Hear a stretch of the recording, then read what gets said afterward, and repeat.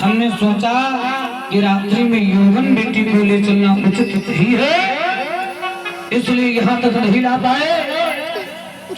सूरपत राजा इंद्र ने कहा, क्या तेरी जवान बेटी उस बाबा के आश्रम में, वो भी रात्रि के समय में, इसके मन में छल कपट का भाव बन गया, क्योंकि जो जिस प्रवृत्ति का होता है उसे दुनिया वैसे दिखाई पड़ती है। लेकिन एक सूत्र याद रखना, बुढ़ा जो धोधन में चला बुढ़ा न मिलिया, जो दिल ढूंढे आप मुझसा बुढ़ा न को। सूरपत राजा इंद्र ने अहिल्या जैसी चरित्रवान बेटी में आज द्वेष लगा दिया। कहा, तेरी बेटी से मैं विवाह नहीं कर सकता। राजा अहिल सर नीचा करके बाबा गौतम जी के आश्रम में आए। ब्रह्म बेड़ा के समय में इन्होंने हाथ में लेकर के जल भगवान का स्मरण किया और जल का छींटा अपनी बेटी बाबा गौतम जी पर लगाया, तो दोनों दिव्यात्माएं हैं, कोई फाल्ट नहीं है। अपनी बेटी पर इतना प्रसन्न हो गए कि अपनी बिटिया का विवाह बाबा गौतम जी के ही साथ में कर दिया। अच्छा, कुछ समय व्यतीत हुआ। समय तो अपनी गति से चलता ही रहता है। एक दिन की बात है, लगा हुआ था एक दिन सूरपति का दरबार, बैठे थे उस सभा में असुर वीर सरदार। सूरपति राजा इंद्र के दिव्य दरबार में आज देवता लोग बैठे हुए थे। देवताओं की सभा लगी हुई थी। देवताओं का राजा इंद्र बोला, अरे देवताओं, ये बताओ देवानियों में सती नारी, सुंदर नारी, पतिव्रता नारी कौन है? कल विद्यालय न जाना है भैया। देवानियों में सती नारी, पतिव्रता नारी कौन है? एक कथा प्रेमियों, तो आज देवता लोग कहने लगे इस बात से हम लोग परिचित नहीं है। हम बताइए, इस बात को यदि मालूम करना है तो आप सूर्य नारायण के पास में चले जाओ। अब ये राजा इंद्र पहुंचा है। सूर्य नारायण जी, ये बताओ कि देवानियों में सती नारी, सुंदर नारी, पतिव्रता नारी कौन है? सूर्य नारायण जी कहने लगे, हम भी इस बात को नहीं बता पाएंगे। जब हम बढ़िया कड़ाकेदार धूप करते हैं तब लोग धूप से छाया की ओर भागने लगते हैं। तो एक बहुत पहले गाना चला रहा है भैया अपन पेड़वा वाले, धूप में ना निकला करो हाथों की रूप की रानी। हाँ। आज सूर्य नारायण जी ने कहा, यदि इस बात को मालूम करना है तो आप चले जाओ चंद्रमा के पास। जिस समय चांदनी रात्रि निकलती है, उजाली रात्रि, सब उठते बैठते हैं, इसलिए वो चंद्रमा बता सकता है कि देवानियों में सती नारी, सुंदर नारी कौन है। अब ये चंद्रमा के पास में पहुंचा। चंद्रमा ने देखा, दृष्टि डाली। चंद्रमा कहने लगा, सुनो राजा इंद्र, अहिल्या देवानियों में सती भी है और सती के साथ साथ पतिव्रता भी है और सुंदर भी है। अब वास्तव में नारी चाहे जितनी सुंदर हो, अगर चरित्र से वो पतित है, चरित्रहीन है, तो प्यारे उसकी चमड़ी से सुंदरता का कोई महत्व नहीं है। आज राजा इंद्र ने कहा, क्या वो सती है, सुंदर है, पतिव्रता है?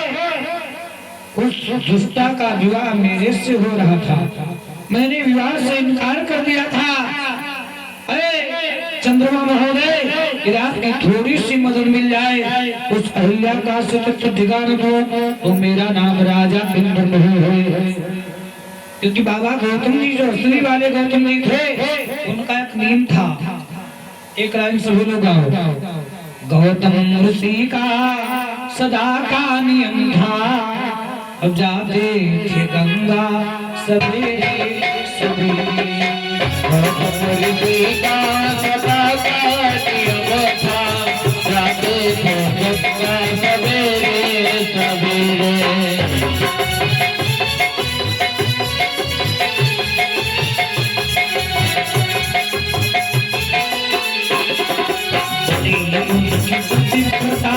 नारी अहिल्या रहती अकेली सवेरे सवेरे। गौतम ऋषि का सदा का नियम था, जाते थे गंगा सवेरे सवेरे।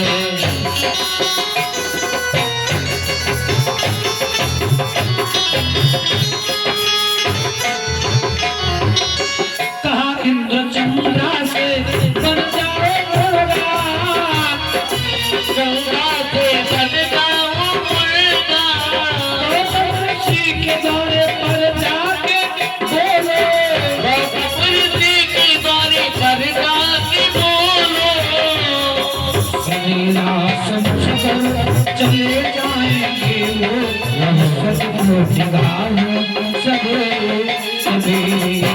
गौतम ऋषि का सदा का नियम था, जाते थे गंगा सवेरे सवेरे।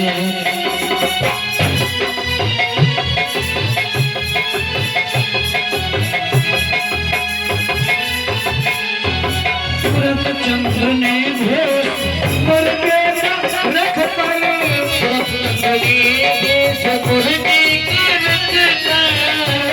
ऋषि के दौरे आवाज की है।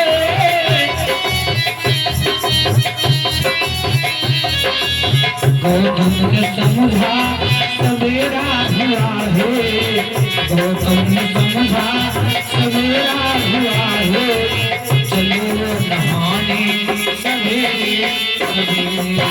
गौतम ऋषि का सदा का नियम था, जाते थे गंगा सवेरे सवेरे।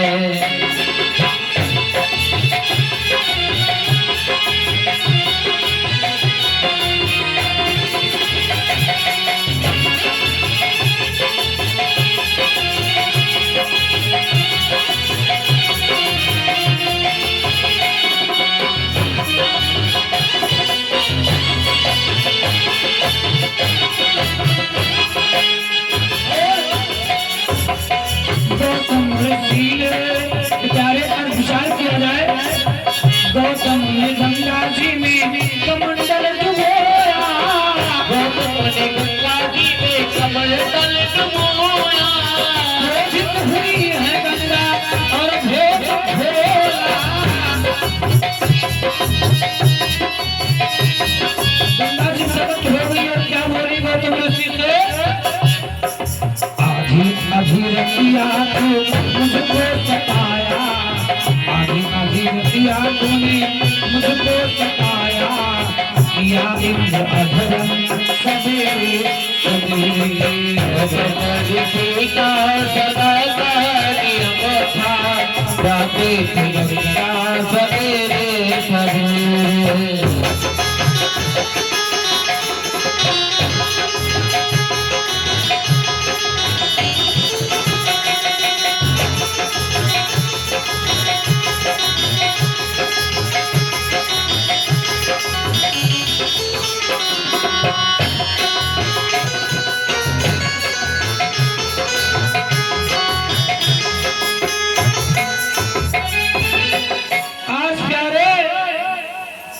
सुरपति राजा इंद्र कहने लगा, है चंद्रमा महोदय, आप थोड़ी देर के लिए मुर्गा बन जाओ। अच्छा ये बताओ, एक सोच और याद रखना, ये मुर्गा वैसे